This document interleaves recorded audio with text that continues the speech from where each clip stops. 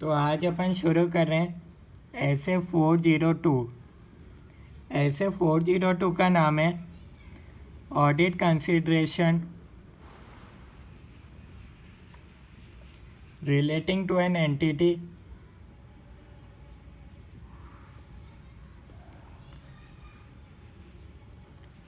Using a service organisation.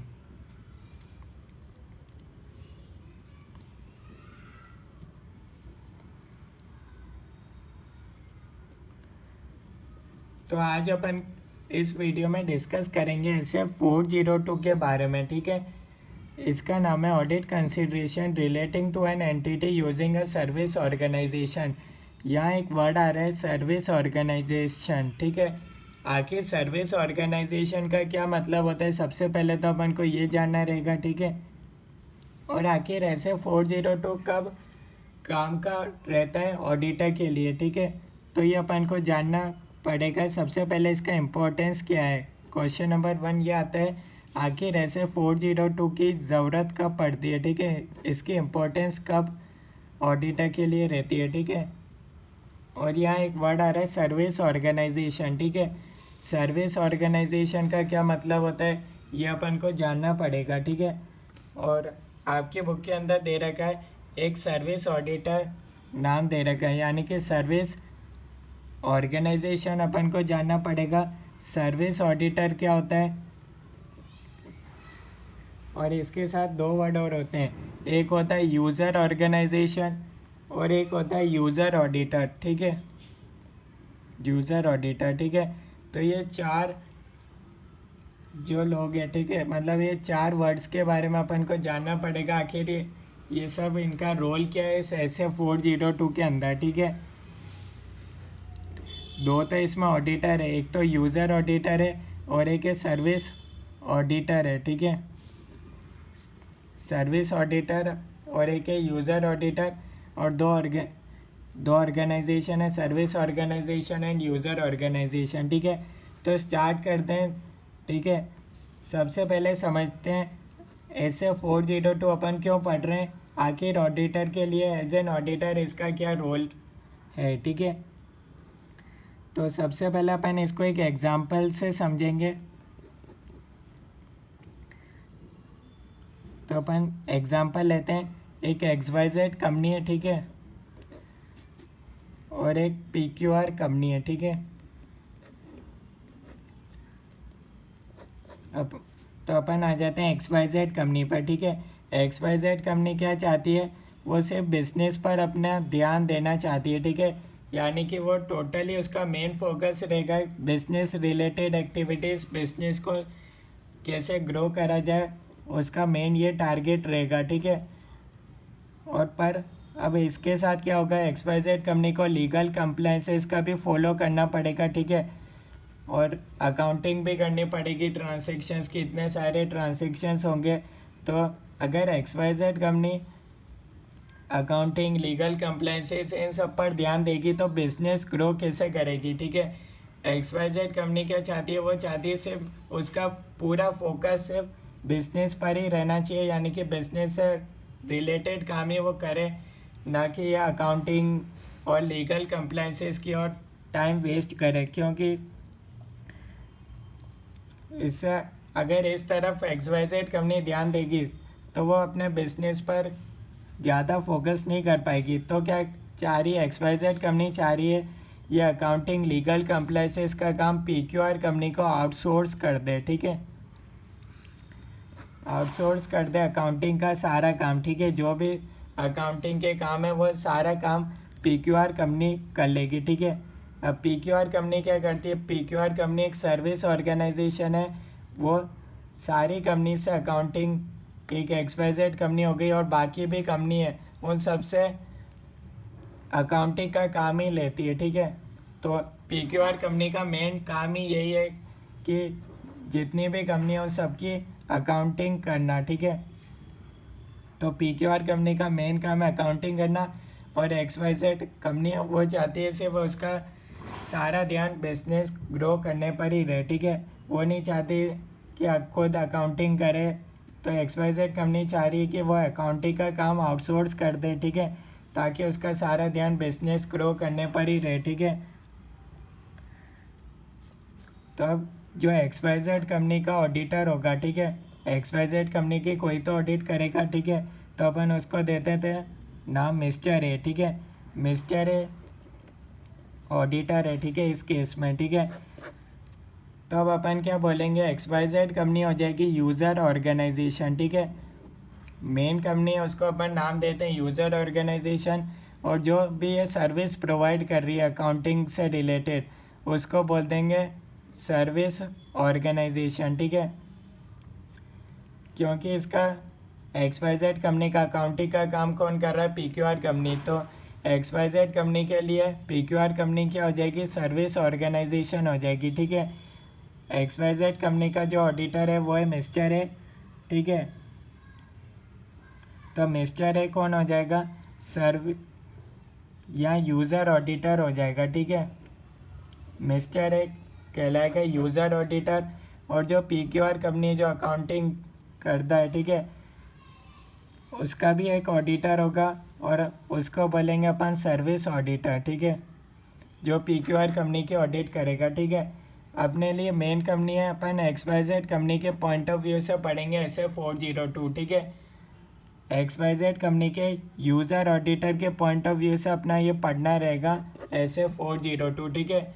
ऐसे 402 बना हुआ है XYZ कंपनी यानी कि यूज़र ऑर्गेनाइजेशन के यूज़र ऑडिटर के पॉइंट ऑफ व्यू से बना हुआ है कि आखिर यूज़र ऑडिटर कैसे ऑडिट करेगा XYZ कंपनी की, क्योंकि सारे ट्रांजैक्शंस तो दूसरी कंपनी PQR कंपनी अकाउंटिंग का काम कर रही है, तो यूज़र ऑडिटर कैसे चेक करेगा कि सारे ट्रांजैक्शंस प्रॉपर्ली अकाउंटेड हो रहे हैं, डिस्क्लोज हो रहे हैं, लीगल कंप्लायंसेस का सारा प्रोसीजर फॉलो हो रहा है, ठीक है, कहीं मिस स्टेटमेंट तो नहीं रह रही, कोई ट्रांजैक्शन छूट तो नहीं रहा, या फिर कोई रिलेटेड पार्टी ट्रांजैक्शन है, तो वो सब तो यूज़र ऑडिटर कैसे पता करेगा, क्योंकि ये तो अलग ही जगह अकाउंटिंग का काम हो रहा है XYZ कंपनी का, ठीक है। तो अब ऐसे 402 ये बताएगा कि यूज़र ऑडिटर की क्या रिस्पॉन्सिबिलिटी है, यूज़र ऑडिटर को कैसे काम चेक करना है अकाउंटिंग का, ठीक है, PQR कंपनी से।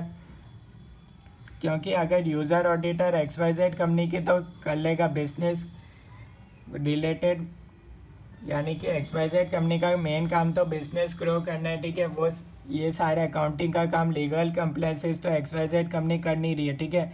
अब ऑडिटर क्या करेगा, उसको तो फाइनेंशियल स्टेटमेंट्स चेक करने पर ये सारे अकाउंटिंग, देखो हो क्या रहा है XYZ कंपनी के अंदर ट्रांजैक्शंस का अप्रूवल तो यहीं से ही हो रहा है, XYZ कंपनी से ही ट्रांजैक्शंस का अप्रूवल हो रहा है, पर जो भी रिकॉर्ड मेंटेन हो रहा है उसकी प्रॉपर एंट्री हो रही है, बहुत सारी एंट्री तो PQR कंपनी कर रही है XYZ कंपनी की, ठीक है। तो अब यूज़र ऑडिटर को यहाँ क्या करना है, यूज़र ऑडिटर को यहाँ पर ये मेन एश्योरेंस लेना है कि PQR कंपनी सही से काम कर रही है, ठीक है। अब यूज़र ऑडिटर क्या कर सकता है, XYZ कंपनी के यहाँ ये तो देख सकता है कि कंट्रोल्स देख सकता है कि हाँ ट्रांजैक्शंस अप्रूवल कैसे होते हैं, ठीक है, क्योंकि ट्रांजैक्शंस ऑब्वियसली एक बार अप्रूव होंगे उसके बाद ही XYZ कंपनी बोलेगी PQR कंपनी को ये ट्रांजैक्शन है इसको रिकॉर्ड करना है, अकाउंटिंग करना है, ठीक है। XYZ कंपनी के यहाँ भी मान लो 3 एम्प्लॉयज़ तो रहेंगे जो PQR कंपनी को बताते रहेंगे ये ट्रांजैक्शंस हुए डेली या फिर मंथली। अगर पेरोल का केस है, सैलरी का केस है, सिर्फ ये डिपेंड करता है आपने आउटसोर्स क्या वर्क करा है, अकाउंटिंग का काम आउटसोर्स करा है या फिर पेरोल का ही काम आउटसोर्स करा है, ठीक है। अगर आपने पूरी की पूरी अकाउंटिंग ही कंपनी का आउटसोर्स कर रखी है तो यहाँ ऑडिटर की भी रिस्क ज़्यादा रहेगी, कहीं कोई मिस स्टेटमेंट नहीं रहे, ठीक है।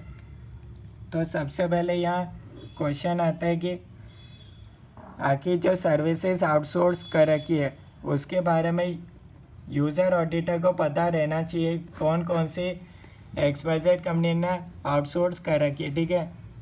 अब XYZ का यूज़र ऑडिटर क्या कर सकता है, XYZ कंपनी के यहाँ तो कंट्रोल्स देख सकता है, ठीक है, जो भी रिलेटेड है ट्रांजैक्शंस अप्रूवल के, ठीक है, पर ज़्यादा काम तो यूज़र ऑडिटर का यहाँ पर रहेगा PQR कंपनी पे। क्यों, क्योंकि यहाँ पूरा अकाउंटिंग का रिकॉर्ड हो रहा है, जर्नल एंट्री, लेजर, ये सब तो इधर ही बन रहे हैं PQR कंपनी के अंदर। तो क्या यूज़र ऑडिटर PQR कंपनी में जा सकता है क्या? पहला सवाल ये बनता है, ठीक है। क्या यूज़र ऑडिटर PQR कंपनी में जाके देख सकता है अकाउंटिंग हो रही है या नहीं हो रही, ठीक है। अब PQR कंपनी क्या करती है? PQR कंपनी का तो मेन काम ही सारे ऑर्गेनाइजेशन से अकाउंटिंग का काम लेना है। तो ऐसे XYZ कंपनी का ऑडिटर आ जाएगा, फिर ऐसे दूसरी कंपनी के भी ऑडिटर आ जाएंगे PQR कंपनी में अकाउंटिंग चेक करने के लिए, कंट्रोल्स चेक करने के लिए कि सब बराबर है या नहीं है, ठीक है। तभी उनको कॉन्फिडेंस आएगा कि हाँ सारे अकाउंटिंग का काम इधर सही से हो रहा है। तो PQR कंपनी के पास एक ऑप्शन है कि वो खुद ही एक ऑडिटर अपॉइंट कर ले, जिसको बोलेंगे अपन, इधर नाम देंगे सर्विस ऑडिटर। ये सर्विस ऑडिटर क्या करेगा? PQR कंपनी की ऑडिट करेगा और 2 रिपोर्ट इशू करेगा, ठीक है। या तो टाइप 1 ऑडिट रिपोर्ट इशू करेगा या फिर टाइप 2 ऑडिट रिपोर्ट इशू करेगा। कौन करेगा? PQR कंपनी का ऑडिटर करेगा, ठीक है। क्योंकि PQR कंपनी अगर एक ऑडिटर को अपॉइंट नहीं करेगी तो ऐसे तो हर दिन आ जाएंगे बाकी जितने भी क्लाइंट्स से PQR कंपनी अकाउंटिंग का काम लेगी, वहाँ उस मेन कंपनी के जैसे XYZ कंपनी का इधर यूज़र ऑडिटर आ रहा है, ठीक है, वो इधर चेक करने आ जाएगा कंट्रोल सही से काम कर रहे हैं। ऐसे ही दूसरी कंपनी के आ जाएंगे, ABC कंपनी होगी, DF कंपनी होगी, ठीक है, GHI कंपनी होगी, ठीक है। ये सारी कंपनी अगर यूज़र ऑर्गेनाइजेशन है और इन सब ने अगर अपना अकाउंटिंग का काम दे रखा है PQR कंपनी को करने के लिए, तो इन सब के ऑडिटर इसके पास आ जाएंगे कि हाँ यहाँ इधर कंट्रोल्स का कैसे हो रहा है, ठीक है, कंट्रोल सही से लगे हुए हैं या नहीं है, ठीक है। तो इसकी जगह PQR कंपनी क्या कर सकती है? एक सर्विस ऑडिटर को अपॉइंट कर सकती है। सर्विस ऑडिटर क्या करेगा? PQR कंपनी के कंट्रोल्स चेक करके 2 ओपिनियन दे सकता है। टाइप 1 ऑडिट रिपोर्ट इशू कर सकता है या टाइप 2 ऑडिट रिपोर्ट इशू कर सकता है। जो भी PQR कंपनी बोलेगी सर्विस ऑडिटर को ऑडिट रिपोर्ट इशू करने के लिए, ठीक है, तो सर्विस ऑडिटर यहाँ 2 ऑडिट रिपोर्ट इशू कर सकता है, टाइप 1 या फिर टाइप 2। अब टाइप 1 ऑडिट रिपोर्ट क्या होती है और टाइप 2 ऑडिट रिपोर्ट क्या होती है, ये अपन को समझना पड़ेगा, ठीक है। तो अपन देखते हैं टाइप 1 रिपोर्ट के अंदर क्या होता है, ठीक है। टाइप 1 ऑडिट रिपोर्ट के अंदर क्या होता है? Mainly design of controls check करे जाते हैं कि हाउ कंट्रोल्स आर डिज़ाइन, ठीक है, and whether they are suitable और नॉट, ठीक है, सूटेबल और नॉट, ठीक है। ये टाइप 1 ऑडिट रिपोर्ट में होता है, ठीक है। यानी कि टाइप 1 ऑडिट रिपोर्ट करने के बाद PQR कंपनी के पास एक सर्टिफिकेट मिल जाएगा, ठीक है, टाइप 1 ऑडिट रिपोर्ट का, कि फिर PQR कंपनी ये सर्टिफिकेट को यूज़र ऑडिटर को बता सकती है कि हाँ भाई जब भी यह यूज़र ऑडिटर PQR कंपनी में ऑडिट करने आएगा या फिर बाकी कंपनी के यूज़र ऑर्गेनाइजेशन के ऑडिटर आएंगे PQR कंपनी में ऑडिट के लिए, ठीक है, कंट्रोल्स चेक करने के लिए, तो PQR कंपनी क्या कर सकती है? ये सर्टिफिकेट बता सकती है, शो कर सकती है किसको? जो भी इनके कंट्रोल्स चेक करने आए, ठीक है। उससे क्या होगा? जो यूज़र ऑर्गेनाइजेशन के ऑडिटर है उनको बार बार ऑडिट नहीं करनी पड़ेगी इस PQR कंपनी में। वे क्यों करेंगे? क्योंकि इनका सारा काम यूज़र ऑर्गेनाइजेशन का, ये सारा काम अकाउंटिंग का काम इधर हो रहा है, इसलिए वो इधर चेक करने आएंगे, ठीक है। तो टाइप 1 ऑडिट रिपोर्ट में क्या होता है? यहाँ देखा जाता है design of controls and whether they are suitable और नॉट, ठीक है, और इन सबको करने के बाद एक सर्टिफिकेट इशू हो जाता है, ठीक है। यानी कि टाइप 1 में ये देख लिया जाएगा कि कंप्लायंस ऑफ लॉस का फॉलो हो रहा है या नहीं हो रहा है। ये कौन करेगा चेक? ये सर्विस ऑडिटर करेगा, ठीक है। PQR कंपनी एक अलग से ऑडिटर अपॉइंट कर सकती है जिसको बोलते हैं सर्विस ऑडिटर, ठीक है। सर्विस ऑडिटर कंट्रोल्स चेक करने के बाद ऑडिट रिपोर्ट इशू करेगा। एक तो होती है ऑडिट रिपोर्ट टाइप 1 में क्या होता है? डिज़ाइन ऑफ कंट्रोल्स देखे जाते हैं, how controls are designed and whether they are working और नॉट, ठीक है।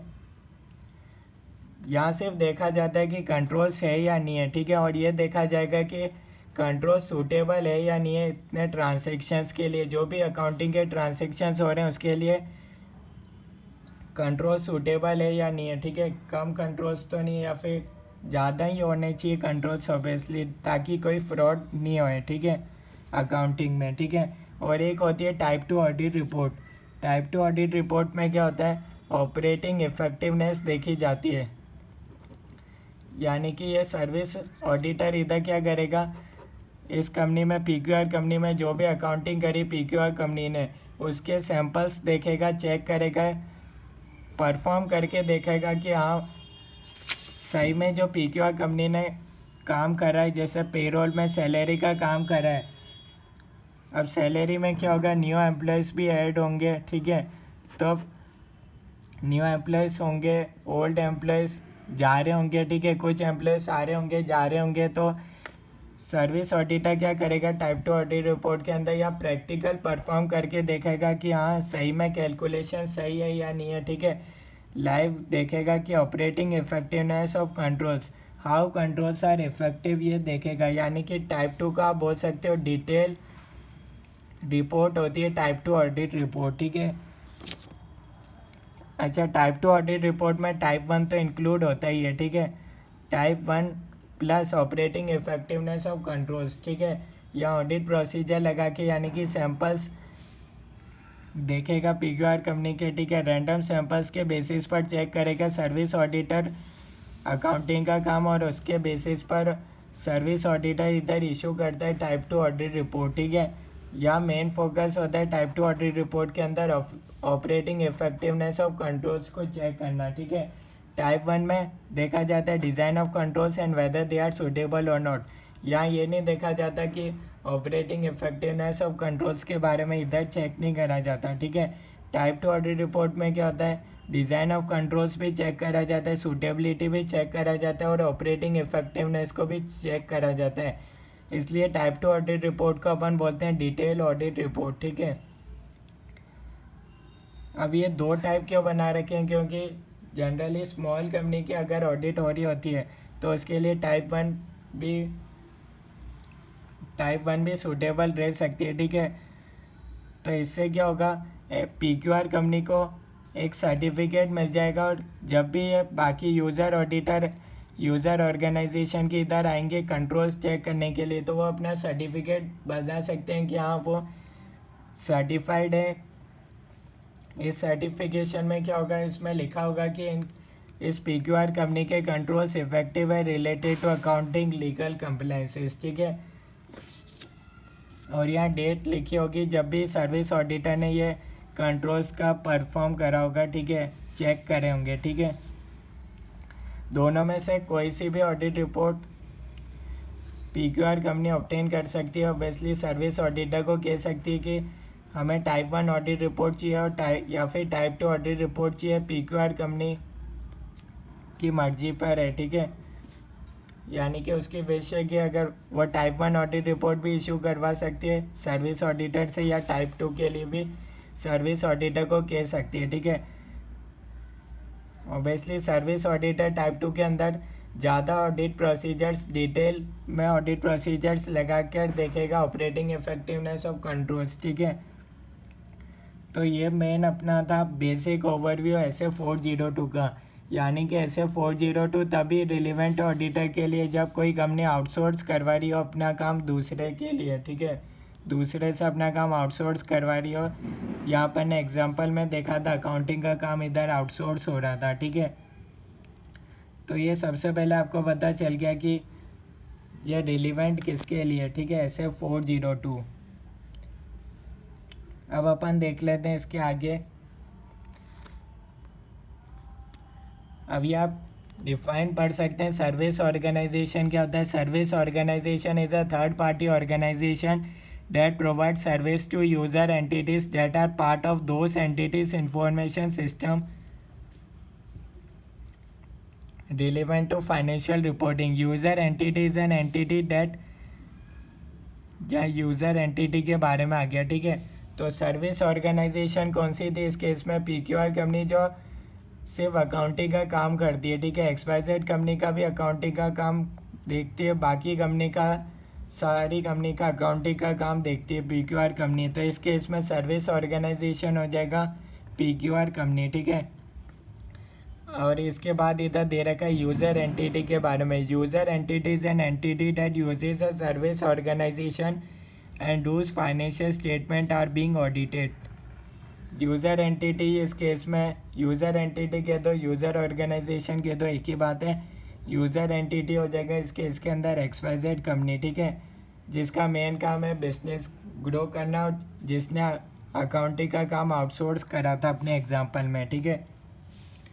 इसके बाद बता रखा है who is a service auditor. Service auditor is an auditor who at the request of service organisation, ठीक है। सर्विस यानी कि PQR कंपनी कहेगी तभी सर्विस ऑडिटर ये रिपोर्ट इशू करेगा, टाइप 1 टाइप 2, ठीक है। PQR कंपनी ने खुद ने अपॉइंट करा है, ठीक है। who at the request of service organization provides an assurance report on the controls of service organization। Service auditor क्या करेगा, ये अश्योरेंस रिपोर्ट देगा कंट्रोल्स के ऊपर, ठीक है। अब उसमें मैंने आपको डिटेल में बताया था टाइप 1 ऑडिट रिपोर्ट भी हो सकती है, टाइप 2 ऑडिट रिपोर्ट भी हो सकती है, ठीक है। डिटेल ऑडिट रिपोर्ट कौन सी रहेगी, टाइप 2 ऑडिट रिपोर्ट होगी, ठीक है। User auditor is an auditor who audits and reports on the financial statements of user entity. User auditor कौन सा था अपना, ये रहा XYZ कंपनी का ऑडिटर, उसको बोलते हैं यूज़र ऑडिटर, ठीक है। और ये पूरा ऐसे 402 बना हुआ है यूज़र ऑडिटर के पॉइंट ऑफ व्यू से कि कैसे यूज़र ऑडिटर PQR कंपनी का मतलब देखेगा, ठीक है। अब इसके बाद भी मान लो PQR कंपनी ने एक सर्विस ऑडिटर रख रखा है और उसने ये टाइप 1 और type 2 audit report PQR company के पास है, ठीक है। अब यूज़र ऑडिटर क्या करेगा, जब PQR कंपनी में जाएगा कंट्रोल्स चेक करने के लिए, तो PQR कंपनी ये audit type 1 type 2 audit report बता सकती है। उससे क्या होगा, यूज़र ऑडिटर को कॉन्फिडेंस आ जाएगा कि हाँ भाई इधर PQR कंपनी के कंट्रोल्स अच्छे हैं, यहाँ कोई फ्रॉड का चांस नहीं है, ठीक है। ताकि यूज़र ऑडिटर का risk of material misstatement low रहेगा, ठीक है, आफ्टर ऑब्टेनिंग टाइप 1 या टाइप 2 ऑडिट रिपोर्ट, ठीक है। अदरवाइज क्या लगता, type 1 type 2 audit report PQR company के पास नहीं होती तो यूज़र ऑडिटर को लगता है कि इधर अकाउंटिंग में कोई गड़बड़ी तो नहीं है, ठीक है। इसके आगे देखते हैं अपन नेक्स्ट टॉपिक। तो इसमें अब बता रखे नेक्स्ट टॉपिक है अपने पास objectives of user auditor in accordance with SA 402। इसमें ऑब्जेक्टिव्स ऑफ यूज़र ऑडिटर मैंने आपको बताया ना, ये पूरा ऐसे 402 बना हुआ है यूज़र ऑडिटर के पॉइंट ऑफ व्यू से, ठीक है। तो जब भी आप पूरा कहीं भी पढ़ो आगे नोट्स वगैरह, वहाँ आपको यूज़र ऑडिटर के पॉइंट ऑफ व्यू से ही सोचना है, ठीक है। तो यूज़र ऑडिटर का क्या ऑब्जेक्टिव है, to obtain an understanding of a nature and significance of services provided by the service organisation, ठीक है। सबसे पहले यूज़र ऑडिटर को ये जानना है कि XYZ कंपनी ने कौन कौन से काम आउटसोर्स कर रखे हैं, ठीक है। ये मैंने आपको बताया था कौन कौन से सर्विसेज आउटसोर्स कर रखी है XYZ कंपनी ने PQR कंपनी को, ठीक है। जैसे अकाउंटिंग का काम दे रखा है या फिर सिर्फ पेरोल का ही काम दे रखा है, पेरोल का ही काम आउटसोर्स कर रखा है, ठीक है। जितना ज़्यादा काम आउटसोर्स कर रखा होगा XYZ कंपनी ने PQR कंपनी को, उतना ज़्यादा यूज़र ऑडिटर की रिस्क बढ़ जाएगी, ठीक है। क्योंकि पेरोल के केस में क्या होगा, लास्ट में साल के 12 महीने, तो 12 महीने के हिसाब से सबकी सैलरी चेक करनी है, तो उसमें यूज़र ऑडिटर को ज़्यादा टाइम नहीं लगेगा चेक करने में, ठीक है। वो खुद ऑडिट प्रोसीजर लगा के कैलकुलेट कर लेगा पेरोल में, ठीक है, कि सही है या नहीं है PQR कंपनी ने जो अकाउंटिंग करी वो। पर जितना ज़्यादा आउटसोर्स होगा, मान लो ये फिगर्स डेली चल रहे हैं, ठीक है। अब डेली अकाउंटिंग का काम आउटसोर्स हो रहा है, तो ऑब्वियसली PQR कंपनी के पास भी ज़्यादा काम होगा, तो यूज़र ऑडिटर को यहाँ पर ज़्यादा ऑडिट प्रोसीजर्स लगाकर sufficient and appropriate audit evidence obtain करना पड़ेगा कि PQR कंपनी के सारे कंट्रोल्स इफेक्टिव है, ठीक है। अच्छा, यूज़र ऑडिटर के पास एक ऑप्शन है, वो खुद PQR कंपनी में जाकर ऑडिट कर सकता है, यानी कि चेक कर सकता है whether controls are operating effectively और नॉट, ठीक है। हालांकि PQR कंपनी के पास टाइप 1 और टाइप 2 ऑडिट रिपोर्ट है, फिर भी यूज़र ऑडिटर के पास एक राइट है जिससे यूज़र ऑडिटर ऑडिटर जाके देख सकता है PQR कंपनी में कि खुद से भी जाके देख सकता है कि whether controls are operating effectively और नॉट। ठीक है, यहाँ सेकेंड पॉइंट यही लिख रखा है, to design and perform audit procedures responsive to those risk. ठीक है, अब ये मैंने आपको बता दिया type 1 report and type 2 report. ठीक है, type 1 report is a report that comprises a description prepared by management of a service organisation. ठीक है, टाइप 1 रिपोर्ट किसके पास होगी? सर्विस ऑर्गेनाइजेशन PQR कंपनी के पास होगी। ठीक है, और इसके अंदर क्या क्या इंक्लूड होगा?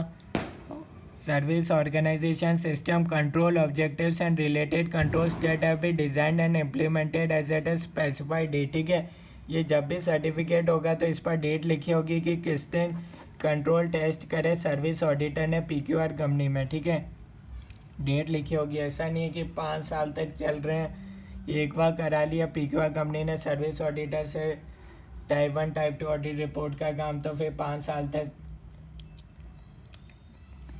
क्योंकि यह हर बार रेगुलर इंटरवल्स पर चेक होनी चाहिए कि PQR कंपनी में कोई सिग्निफिकेंट रिस्क तो नहीं है। ठीक है, अकाउंटिंग से रिलेटेड, और ये रिस्क कब ख़त्म होगी बाकी ऑडिटर के लिए? जब सर्विस ऑडिटर रेगुलर टाइम्स पर चेक करता रहेगा। और सर्विस ऑडिटर ही किस फॉर्म में देता है? टाइप 1 और टाइप 2 ऑडिट रिपोर्ट के फॉर्म में देता है। ठीक है, तो इसके टाइप 1 ऑडिट रिपोर्ट डील करता है design of controls, how controls are design and whether they are suitable और नॉट फॉर ट्रांजेक्शन्स। ठीक है, सेकेंड पॉइंट बोल रखा है, a report by the service auditor with the objective of conveying reasonable assurance that includes the service auditor's opinion on the description of a service organization system control activities and the suitability of design। जो काम की बात थी वो मैंने आपको बता दी। ठीक है, और यहाँ इसके बाद आता है type 2 report is a report that comprises a description prepared by management of a service organisation. ठीक है, दोनों type 1 type 2 audit type 1 type 2 report कौन बनाता है? सर्विस ऑडिटर ही बनाता है। ठीक है, किसके बिहाफ पर बनाता है? PQR कंपनी के बिहाफ पर बनाएगा। ठीक है, ये बताता है कि PQR कंपनी के सारे कंट्रोल से वो कितने अच्छे से परफॉर्म कर रहे हैं, वो सब टाइप 1 टाइप 2 ऑडिट रिपोर्ट में आ जाएगा। ठीक है, तो इससे यूज़र ऑडिटर का क्या फ़ायदा होता है? यूज़र ऑडिटर को एक रीजनेबल एश्योरेंस मिल जाता है जब भी वो ये सर्टिफिकेट देखेगा टाइप 1 टाइप 2 रिपोर्ट का कि PQR कंपनी के पास सर्टिफिकेट है, यानी कि वो एलिजिबल है ये काम करने के लिए, कोई फ्रॉड का चांस नहीं है PQR कंपनी के अंदर। ठीक है, अब एक टॉपिक आता है obtaining and understanding of a services. ठीक है, अब नेक्स्ट टॉपिक अपन पढ़ते हैं ऑब्टेनिंग एंड अंडरस्टैंडिंग। ठीक है, तो अंडरस्टैंडिंग में क्या होगा? सबसे पहले लिखा हुआ है obtaining and understanding of a services provided by user organisation including internal control. ठीक है,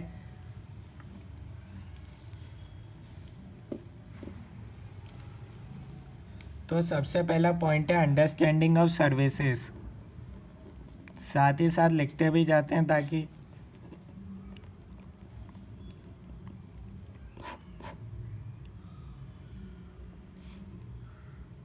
अब सबसे पहले फर्स्ट पॉइंट क्या बोल रहा है? ये अपने पास आ गया यूज़र ऑर्गेनाइजेशन और ये आ गया सर्विस ऑर्गेनाइजेशन। ठीक है, ये यूज़र ऑडिटर और ये सर्विस ऑडिटर। ठीक है, सबसे पहले लिख रखा है फर्स्ट पॉइंट के अंदर obtaining and understanding of a services provided by service organisation, यानी कि सबसे पहले यूज़र ऑडिटर को क्या देखना है? कौन कौन से काम का आउटसोर्स हो रहा है, यानी कि सर्विस ऑर्गेनाइजेशन ये यूज़र ऑडिटर को जिसकी ऑडिट कर रहा है। ठीक है, यूज़र ऑडिटर क्या कर रहा है? यूज़र ऑर्गेनाइजेशन की ऑडिट कर रहा है। ठीक है, तो यूज़र ऑडिटर को क्या देखना है? कौन कौन से काम सर्विस ऑर्गेनाइजेशन प्रोवाइड कर रहा है सर्विसेज। ठीक है, कौन कौन सी सर्विसेज प्रोवाइड हो रही है, यानी कि आप यूँ बोल सकते हो कौन कौन से काम यूज़र ऑर्गेनाइजेशन ने आउटसोर्स कर रखे हैं। ठीक है, और अपोजिट वे में बोलो तो सर्विस ऑर्गेनाइजेशन कौन कौन सी सर्विसेज दे रहा है यूज़र ऑर्गेनाइजेशन को, ठीक है, एक ही बात है, ठीक है। तो सबसे पहले यूज़र ऑडिटर को ये समझना ज़रूरी है कि कौन कौन से काम यूज़र ऑर्गेनाइजेशन ने आउटसोर्स कर रखे हैं सर्विस ऑर्गेनाइजेशन को, ठीक है, ताकि वो उस हिसाब से डिटेल में चेक कर सकता है। जैसे कि एग्जांपल मैंने आपको बताया था, एक तो ऑप्शन होता है कि पूरी अकाउंटिंग आउटसोर्स कर रखी है यूज़र ऑर्गेनाइजेशन ने, या फिर पेरोल का सिर्फ पेरोल के बारे में सिर्फ आउटसोर्स कर रखा है यूज़र ऑर्गेनाइजेशन ने सर्विस ऑर्गेनाइजेशन को, ठीक है। जैसे कि पेरोल का सारा डेटा तो जो भी एम्प्लॉयज़ होते हैं, कितने एम्प्लॉयज़ हैं, न्यू एम्प्लॉयज़, ओल्ड एम्प्लॉयज़ जो भी लेफ्ट हो गए और उनकी सैलरी कितनी है, ये सारा डेटा क्या करेगी यूज़र ऑर्गेनाइजेशन सर्विस ऑर्गेनाइजेशन को भेज देगी, और फिर सर्विस ऑर्गेनाइजेशन प्रिपेयर कर लेगा, उसकी अकाउंटिंग कर लेगा, ठीक है। तो ये सारा काम समझना ज़रूरी है कि कौन कौन सा काम आउटसोर्स हो रहा है, ठीक है, अकाउंटिंग का काम है, पेरोल का काम है, या फिर कौन कौन सी सर्विसेज का आउटसोर्स हो रहा है, ठीक है। फर्स्ट पॉइंट ये बोल रहा है, ठीक है।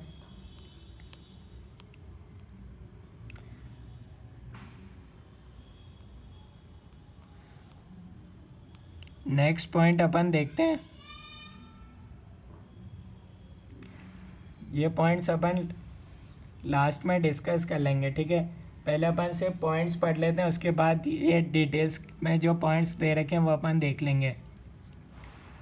सेकंड पॉइंट के अंदर लिखा हुआ है when obtaining an understanding of internal control relevant to an audit in accordance with SA 315 the user auditor shall evaluate the design and implementation of relevant controls, ठीक है। तो यूज़र ऑडिटर का क्या काम है, design and implementation of controls का check करना, ठीक है। अगर PQR कंपनी के पास ये टाइप 1 ऑडिट रिपोर्ट या टाइप 2 ऑडिट रिपोर्ट नहीं है, तो यूज़र ऑडिटर को क्या करना पड़ेगा, design and implementation of controls check करने पड़ेंगे, क्योंकि सारा XYZ कंपनी का सारा अकाउंटिंग का काम तो PQR कंपनी कर रहा है। तो अगर ये टाइप 1 टाइप 2 रिपोर्ट नहीं है तो क्या करना है, यूज़र ऑडिटर को देखना पड़ेगा design and implementation of system, how design of controls are and how suitable, ठीक है। ये सारी चीज़ें देखनी पड़ेगी अगर सर्विस ऑर्गेनाइजेशन के पास टाइप 1 टाइप 2 रिपोर्ट नहीं है तो, ठीक है। थर्ड पॉइंट बोल रहा है the user auditor shall determine whether a sufficient understanding of nature and significance of services provided by the service organization and their effect on the user entity's internal control relevant to the audit has been obtained to provide a basis for the identification and assessment of risk of material misstatement, ठीक है। तो इसका मैं आपको एक example देता हूँ, इसके लिए क्या हो सकता है, कई बार क्या होता है, यूज़र ऑर्गेनाइजेशन और ये हो गया सर्विस ऑर्गेनाइजेशन, ठीक है, और ये यूज़र ऑडिटर और ये सर्विस ऑडिटर, ठीक है।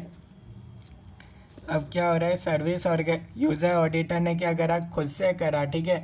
सर्विस ऑर्गेनाइजेशन के पास टाइप 1 टाइप 2 ऑडिट रिपोर्ट है, वो तो ठीक है, पर यूज़र ऑडिटर का क्या मन करा कि वो और खुद से डिटेल में जाकर परफॉर्म करे, एडिशनल प्रोसीजर्स लगाकर खुद sufficient and appropriate audit evidence obtain करना चाहते हैं यूज़र ऑडिटर। तो क्या ऐसा कर सकता है यूज़र ऑडिटर, तो इसका जवाब है यस, कर सकता है। यूज़र ऑडिटर खुद से जाकर सर्विस ऑर्गेनाइजेशन में कंट्रोल्स का रिव्यू कर सकता है, ठीक है।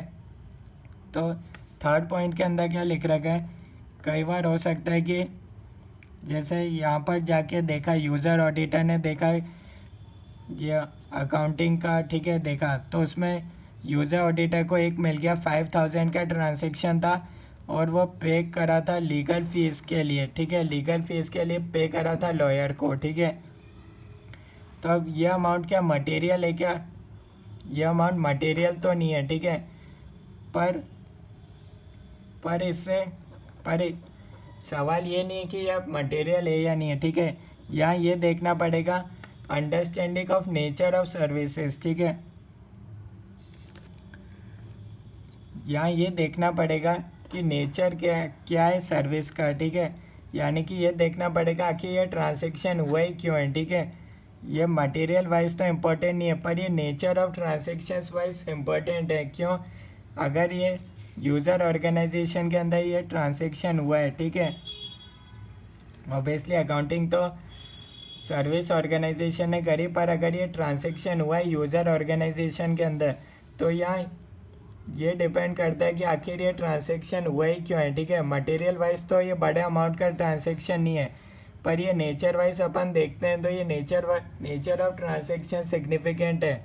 क्योंकि हो सकता है ये लीगल फीस जो 5000 पे करी लॉयर को, वो कोई नया केस तो नहीं चला कंपनी के ऊपर, ठीक है। यूज़र ऑर्गेनाइजेशन पर कोई नया केस तो नहीं चला। हो सकता है वो जो नया केस हो वो 50 लाख का अमाउंट का हो। तो हर बार तो यूज़र ऑडिटर को मटेरियलिटी वाइज ही चेक नहीं करना, उसको ये भी देखना पड़ेगा नेचर ऑफ ट्रांजैक्शन वाइज पे उसको sufficient and appropriate audit evidence obtain करना पड़ेगा, ठीक है। अदरवाइज क्या करेगा, यूज़र ऑडिटर सिर्फ नंबर वाइज ही चेक करेगा कौन सा अमाउंट मटेरियल है या नहीं है, ठीक है। तो उस हिसाब से तो दिक्कत हो सकती है, क्योंकि अगर कल को ऐसे ट्रांजैक्शंस मिल गए लीगल फीस वाले जो 5000 पे करें, कल को ड्यूरिंग द ईयर और कोई लायबिलिटी जनरेट हो गई, तो इसलिए यूज़र ऑडिटर को नेचर ऑफ ट्रांजैक्शन समझना भी ज़रूरी है, ठीक है। अब ये एक पॉइंट अपने पास यहाँ आ रहा है, if the user auditor is unable to obtain sufficient understanding from user entity, ठीक है। यूज़र ऑडिटर को यहाँ यूज़र ऑर्गेनाइजेशन से sufficient and appropriate audit evidence नहीं मिल पा रहा, तो क्या कर सकते हैं यूज़र ऑडिटर एक तो सर्विस ऑर्गेनाइजेशन की टाइप 1 टाइप 2 ऑडिट रिपोर्ट देख सकता है, पहली बात। तो सेकंड केस क्या कर सकता है, यूज़र ऑडिटर जा सकता है सर्विस ऑर्गेनाइजेशन खुद जाकर कंट्रोल्स चेक कर लें, ठीक है। तो ये बोला हुआ है। और या फिर बोल सकता है यूज़र ऑडिटर सर्विस ऑर्गेनाइजेशन से बोल सकता है अगर यूज़र ऑडिटर को कोई स्पेसिफिक इंफॉर्मेशन चाहिए तो वो देख सकता है कि यूज़र ऑडिटर मांग सकता है, ठीक है, कोई भी स्पेसिफिक इंफॉर्मेशन मांग सकता है सर्विस ऑर्गेनाइजेशन से, ठीक है। अगर उसको sufficient and appropriate audit evidence नहीं मिल रहा कि सब सही है या नहीं है, ठीक है। या फिर using another auditor to perform procedures that will provide the necessary information about the relevant controls at the service organisation, ठीक है। डी पॉइंट ज़्यादा रिलेवेंट होता नहीं है प्रैक्टिकल लाइफ में। डी पॉइंट का मतलब है यूज़र ऑडिटर क्या करेगा, मैनेजमेंट को बोल देगा, ठीक है, कि एक नया पर्सन अपॉइंट कर लो जो क्या करेगा, वो सर्विस और वो ये इतना sufficient and appropriate audit evidence obtain कर ले कि जो भी सर्विस ऑर्गेनाइजेशन के अंदर हो रहा है कंट्रोल्स आर ऑपरेटिंग इफेक्टिवली और नॉट। जनरली ये IT पर्सन होता है, ठीक है, पर ये ज़्यादा रिलेवेंट होता नहीं है, क्योंकि जनरल रेस्पॉन्सिबिलिटी तो यूज़र ऑडिटर की होती है कि वो यूज़र ऑडिटर खुद जाए सर्विस ऑर्गेनाइजेशन के अंदर जाके और वो खुद देखे कि कंट्रोल्स आर ऑपरेटिंग इफेक्टिवली और नॉट, ठीक है। तभी स्टैट्यूटरी ऑडिटर को इतना कॉन्फिडेंस आएगा, तभी उसका risk of material misstatement low रहेगा, ठीक है। अदरवाइज ये एक ऑप्शन है यूज़र ऑडिटर के पास कि वो मैनेजमेंट को बोल सकते हैं कि एक अनदर ऑडिटर को आप अपॉइंट कर दो, और फिर ये केस हो जाएगा using the work of another auditor. User auditor another auditor के वर्क पर बिलीव कर लेगा, ठीक है। तो ये भी एक ऑप्शन होता है, ठीक है। अब यूजिंग टाइप 1 और टाइप 2 रिपोर्ट, यूज़र ऑडिटर क्या कर रहा है, सर्विस ऑडिटर के काम पर रिलाई कर रहा है, पर before rely on his work यहाँ कुछ पॉइंट्स दे रखे हैं जो यूज़र ऑडिटर को ध्यान में रखने हैं, ठीक है। मैंने आपको बताया था पूरा ऐसे यूज़र ऑडिटर के पॉइंट ऑफ व्यू से बनाए रखा है, ठीक है। पहला क्या चेक करना है, पहला देखना है क्या ये जो सर्विस ऑडिटर है, जो सर्विस ऑर्गेनाइजेशन की जिसने ऑडिट करके टाइप 1 टाइप 2 ऑडिट रिपोर्ट दी, क्या उसके पास प्रोफेशनल कॉम्पिटेंस है या नहीं, यानी कि उसके पास प्रोफेशनल क्वालिफिकेशन है या नहीं है, ठीक है। अगर वो CA है तो यूज़र ऑडिटर को इस बारे में चेक करने की ज़रूरत नहीं है उसके प्रोफेशनल कॉम्पिटेंस के बारे में, ठीक है। पर अगर वो अदर देन सी है तो यहाँ यूज़र ऑडिटर को चेक करना पड़ेगा, जो भी सर्विस ऑडिटर है जो सर्विस ऑर्गेनाइजेशन की ऑडिट कर रहा है ये पर्सन ऑथोराइज है या नहीं है, ठीक है। तो ये चेक करना है, ठीक है। यहाँ ये लिख रखा है और इसके अंदर बोल रखा है evaluate whether the description and design of controls at the service organisation is at the date और फॉर अ पीरियड, ठीक है। यूज़र ऑडिटर को इसकी डेट भी देखनी है कि ये type 1 type 2 audit report service auditor ने कौन सी तारीख को दी थी, ठीक है। कोई ऐसा नहीं हो 5 साल पुरानी चल रही हो टाइप 1 टाइप 2 ऑडिट रिपोर्ट, ठीक है। बी पॉइंट में लिखा हुआ है evaluate the sufficiency appropriateness of evidence provided the report for the understanding of user entities internal control, ठीक है। तो सफिशिएंट इतना ऑडिट एविडेंस होना चाहिए, ठीक है। सी पॉइंट में बोला हुआ है determine whether complementary user entity controls identified by service organization are relevant to the user entity, and if so obtain an understanding of whether the user entity has designed and implemented such controls. तो इसमें लिख रखा है complementary user entity controls देखने, ठीक है। तो एक बार आप इसको रीड कर सकते हो, कोई डाउट है तो आप बता सकते हो, अदरवाइज अपन आगे बढ़ते हैं, ठीक है। यहाँ तक आप एक बार देख सकते हो, अगर आपको कोई डाउट है तो आप बता सकते हो, अदरवाइज अपन आगे बढ़ते हैं, ठीक है।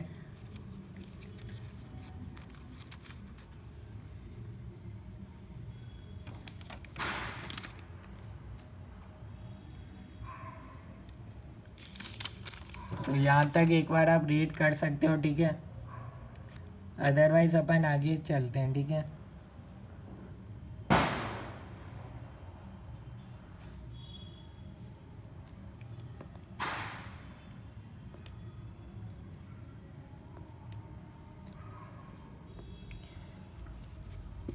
तो अपन चलते हैं, ठीक है। यहाँ एक वर्ड लिखा हुआ है कॉम्प्लीमेंट्री यूज़र एंटिटी कंट्रोल्स। यहाँ आपको एक डाउट आना चाहिए आखिर ये कॉम्प्लीमेंट्री यूज़र एंटिटी कंट्रोल्स होते क्या हैं, ठीक है। इसका मतलब समझना भी ज़रूरी है, कॉम्प्लीमेंट्री यूज़र एंटिटी कंट्रोल्स होते क्या हैं, ठीक है। तो ये समझना ज़रूरी है, ठीक है। इसका मैं आपको एक एग्जांपल देता हूँ, जैसे कि ये यूज़र ऑर्गेनाइजेशन के अंदर, ठीक है, न्यू एम्प्लॉयज़ थे, ओल्ड एम्प्लॉयज़ थे, वो सब डेटा सर्विस ऑर्गेनाइजेशन को दे दिया, ठीक है। अब सर्विस ऑर्गेनाइजेशन बढ़िया से अकाउंटिंग, जर्नल एंट्रीज, लेजर, ये सब अकाउंटिंग पूरी प्रोसेस कंप्लीट कर लेगा, ठीक है। पर बिफोर पेमेंट, ठीक है, मान लो ये पेरोल का एग्जांपल है, ठीक है। न्यू एम्प्लॉयज़ का जो भी था डेटा दे दिया, इतने न्यू एम्प्लॉयज़ हैं, इतनी उनकी सैलरी है, ये सब यूज़र ऑर्गेनाइजेशन ने सर्विस ऑर्गेनाइजेशन को ये सारा डेटा दे दिया, ठीक है। और सर्विस ऑर्गेनाइजेशन ने पूरे अकाउंटिंग कर ली, ठीक है, पूरे देख लिए, कंट्रोल्स भी बढ़िया थे। पर कॉम्प्लीमेंट्री यूज़र एंटिटी कंट्रोल्स का क्या मतलब होता है, अब सर्विस ऑर्गेनाइजेशन पेमेंट भी कर देगा, ठीक है, एम्प्लॉयज़ की सैलरी का, पर बिफोर सैलरी, ठीक है, पर बिफोर पेमेंट, ठीक है, साइन ऑफ यूज़र ऑडिटर, यानी कि एक लास्ट में फाइनल अप्रूवल भी यूज़र ऑडिटर से क्या अप्रूव हो रहा है या नहीं हो रहा है। कहीं सर्विस ऑडिटर अपनी मर्जी से तो नहीं पे कर देता, ठीक है, क्योंकि सर्विस ऑडिटर पूरी जो भी अकाउंटिंग कर देगा इन पेरोल की, ठीक है, उसके बाद में लास्ट में ये सारी जो फाइनल शीट है वो यूज़र ऑर्गेनाइजेशन के पास जानी चाहिए, और यूज़र ऑर्गेनाइजेशन क्या करेगा, जो भी अप्रूवल होगा, ठीक है, जो भी कंपनी का CFO होगा या फिर एसोसिएट डायरेक्टर होगा, वो लास्ट में साइन करेगा या फिर अपना अप्रूवल देगा, ठीक है। तभी फाइनल अप्रूवल, मेरे कहने का मतलब है फाइनल अप्रूवल यूज़र ऑर्गेनाइजेशन की तरफ से होना चाहिए, ठीक है। ऐसा नहीं होना चाहिए कि यूज़र ऑर्गेनाइजेशन ने अप्रूव ही नहीं करा, सर्विस ऑर्गेनाइजेशन ने सैलरी का पेमेंट कर दिया, ठीक है। या फिर इसका कहने का मतलब है कॉम्प्लीमेंट्री यूज़र एंटिटी कंट्रोल्स का कहने का मतलब है फाइनल अप्रूवल यूज़र ऑर्गेनाइजेशन की तरफ से होना चाहिए। हाँ, सारा अकाउंटिंग का काम कर लेगा, ठीक है, चेंज भी कर लेगा अगर यूज़र ऑर्गेनाइजेशन कह देगा, पर जो लास्ट में फाइनल शीट पर अप्रूवल या साइन तो यूज़र ऑर्गेनाइजेशन के पर्सन, जो भी यूज़र ऑर्गेनाइजेशन का पर्सन है, CFO, एसोसिएट डायरेक्टर, ठीक है, फाइनल कंसेंट तो उसी की होनी चाहिए। उसके बाद ही फाइनेंशियल स्टेटमेंट्स प्रोसेसिंग के लिए यानी कि पेरोल का प्रोसेसिंग होना चाहिए, ठीक है, यानी कि अकाउंटिंग के काम के बाद लास्ट में एक फाइनल अप्रूवल यूज़र ऑर्गेनाइजेशन की होनी चाहिए, ठीक है। तो इसका ये मतलब है कॉम्प्लीमेंट्री यूज़र एंटिटी कंट्रोल्स का, ठीक है। अब यहाँ लिख रखा है responding to the assessed risk of material misstatement, ठीक है। तो ऑडिटर को देखना है क्या उसको sufficient and appropriate audit evidence मिला, नहीं मिला तो उसको अदर प्रोसीजर्स लगाने चाहिए, और अगर फिर भी नहीं मिला, ठीक है, ये सब करने के बाद भी उसको नहीं मिलता sufficient and appropriate audit evidence, type 1 type 2 audit report वहाँ जाके कंट्रोल्स चेक करने के बाद भी sufficient and appropriate audit evidence नहीं मिलता, तो क्या यूज़र ऑडिटर ऐसे 705 मॉडिफिकेशन टू ओपिनियन में जा सकता है? तो इसका आंसर है यस, वो जा सकता है, ठीक है। पर मॉडिफिकेशन में इधर अगर यूज़र ऑडिटर सिर्फ इसलिए मॉडिफिकेशन दे रहा है क्योंकि सर्विस ऑर्गेनाइजेशन में कंट्रोल सही से परफॉर्म नहीं हो रहे, ठीक है, सही से कंट्रोल्स ऑपरेटिंग इफेक्टिव नहीं हो रहे, ठीक है, इसलिए दे रहा है, तो उसको मॉडिफिकेशन के कारण में बताना पड़ेगा, ये मॉडिफिकेशन का कारण बताना पड़ेगा कि सर्विस ऑर्गेनाइजेशन के कंट्रोल्स वीक है इसलिए उसने मॉडिफिकेशन दिया है, ठीक है। अगर यूज़र ऑडिटर क्लीन ओपिनियन दे रहा है तो उसको ये सर्विस ऑर्गेनाइजेशन की बात डिस्क्लोज करने की ज़रूरत नहीं है ऑडिट रिपोर्ट के अंदर, ठीक है। कुछ पॉइंट्स थे मैंने आपको बता दिया, आप इसको रीड कर सकते हो, ठीक है।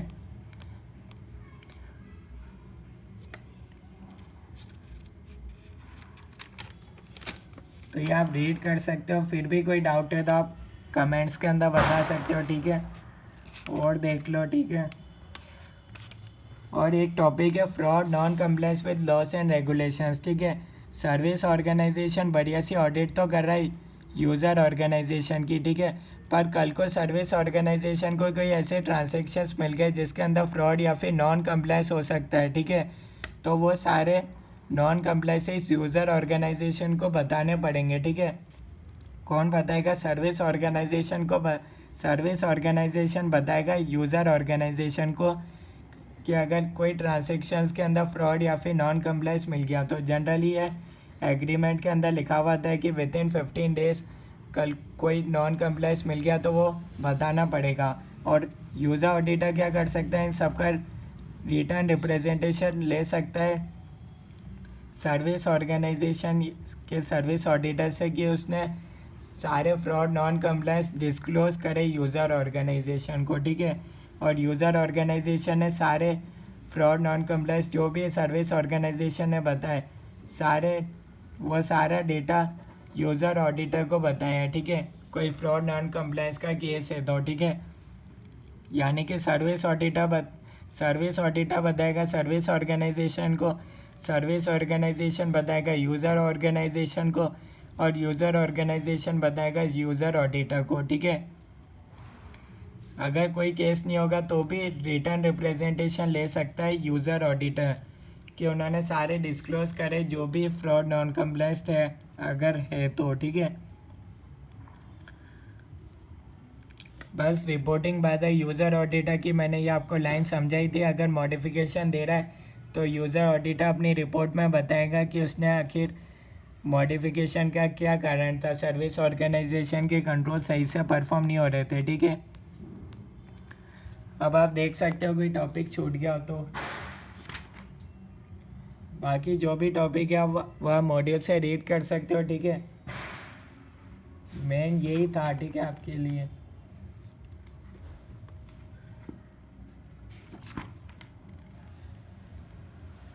तो ये अपना कंप्लीट होता है ऐसे 402। कोई डाउट है तो आप कमेंट्स के अंदर बता सकते हो, ठीक है। तो सबसे पहले अपन ने इसका इम्पोर्टेंस जाना, आखिर इसका इम्पोर्टेंस क्या था। जब भी कोई मेन कंपनी आउटसोर्स करी अपना काम, चाहे कोई सा भी काम हो, पेरोल का काम हो, अकाउंटिंग का काम हो, वो अगर अपनी वो अपना काम आउटसोर्स कर रही है किसी थर्ड पार्टी को, तो इधर ऑडिटर को ज़रूरत पड़ती है SF 402 की, ठीक है। ओके।